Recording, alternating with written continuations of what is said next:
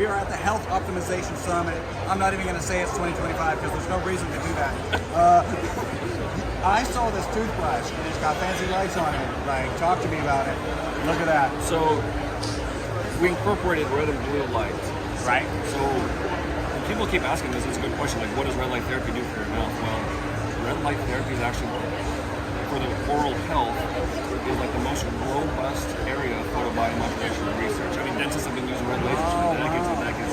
So we have a lot of, it can reduce inflammation, it improves circulation, and as always, it improves mitochondrial function. Yeah. The blue light, while it's popular for teeth whitening, you need a teeth whitening agent. That's not the purpose of this toothbrush. Blue light by itself is also antibacterial. It also has gum boosting properties itself.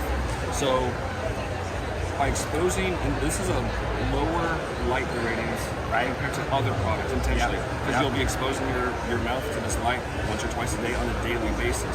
We have other products that also incorporate for the oral health that have red and blue light, and these are much more intense, right, a much more therapeutic dosage. Okay. So if you're trying to treat something, if you will, this would be the choice. But just for overall health and wellness, something like this, again, that low level, consistent exposure.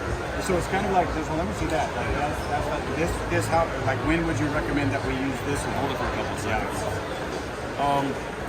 So, and you can cycle through. So you can do blue light only, you can do red light therapy only, or you can do the combo. That's cool. So any type of itis. Okay. Itis.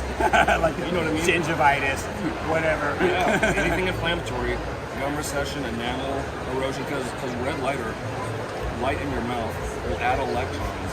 If you add electrons, it's going to reduce an acidic environment. It's going to bring it up to a more basic or neutral level. That alone is going to help reduce enamel erosion, sensitivity, even gum recession. Yeah. So that's, again, if you're trying to treat something in your mouth, including the oral microbiome, that would be Very cool. Excellent.